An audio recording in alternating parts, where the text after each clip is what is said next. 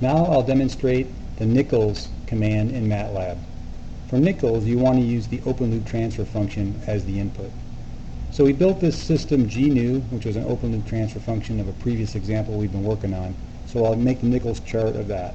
So simply type Nichols and put in the open loop transfer function, in this case GNew.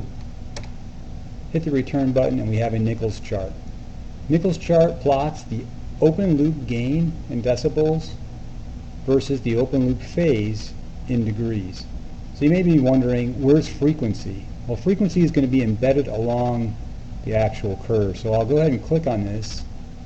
Up here you'll see that the frequency is fairly low, pretty much zero. And as I run down the chart, the frequency is increasing. So frequency is embedded along the curve.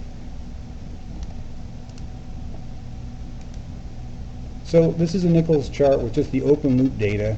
What makes Nichols powerful is when I put on the Nichols Grid, which has closed loop information as the background. To get the grid, just right click on the chart and select Grid.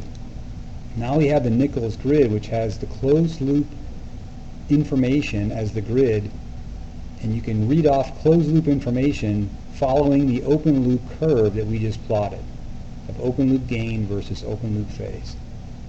So before I go into what we can look at here, let me go ahead and zoom in on the axes just to get into the interesting stuff right here.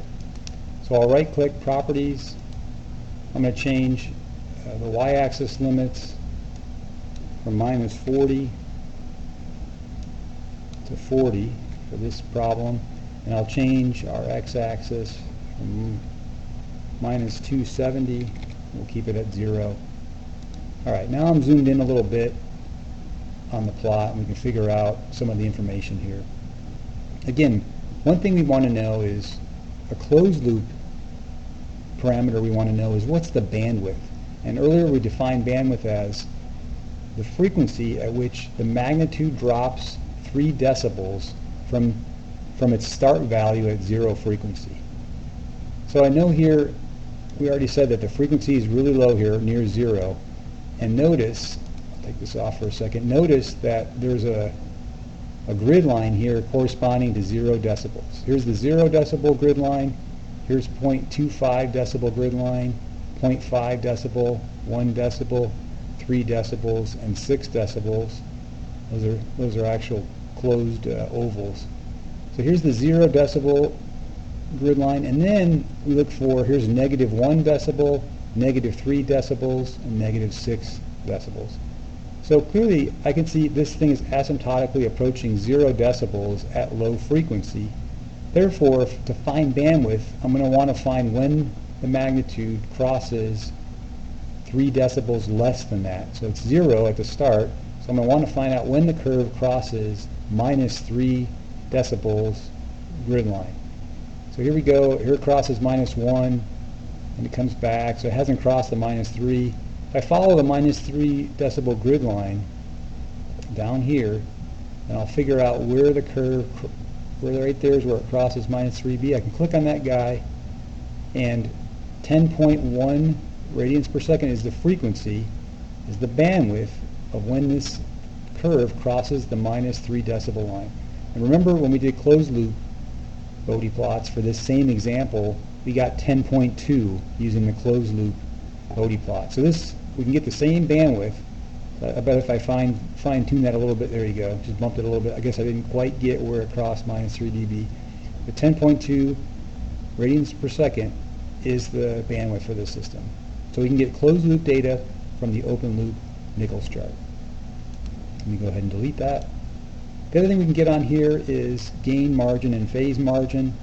To illustrate that, just right click, go to characteristics, all margins. It's going to give me 2 points. What are these 2 points? This is the point where the curve crosses 0 decibel gain. And recall from when we cross the 0 decibel gain is how we're going to get phase margin. So this crosses here, I would drop down and read off the phase value corresponding to where that guy crossed the 0 decibel gain line. I would read off that phase value, and then I would delta that between -180, and that would give me the phase margin. So it looks to be right about somewhere, I don't know, 20 degrees shy of minus 180. So I would expect a phase margin close to 20 degrees. You can actually click on the value here, and lo and behold, it's 16.4 degrees phase margin, which is what we got when we used an open loop Bode plot or the margins command in MATLAB. So I'll go ahead and delete that. The other place it's going to highlight here is where the blue curve crosses minus 180 degree phase. And that's a special point because that's going to give us our gain margin. So we look to where this guy crosses minus 180 degrees of phase, and then we go across and read off the value of the gain, which is something just shy of minus 5 decibels. And remember, negative in this case is good because the gain margin is positive when we're on this side. So that, again, I can click on this value. It's going to tell me that it's 4.08. So that's what it is. This guy crosses here at minus 4.08. That gives me a positive gain margin of 4.08 decibels. So we can get gain margin, phase margin off of the Nichols chart. And like I just showed you earlier, we can get the bandwidth. We could also get the resonant peak. Unfortunately, this is not a very good example because to get the resonant peak, I want to know where this curve is tangent to one of these grid lines. All I can tell you in this one is here's 3 decibels, here's 6 decibels, is that we know that the resonant peak is something greater than 6. If I had the 9 and the 12 decibel contours here, I might be able to give you a better estimate of the resonant peak.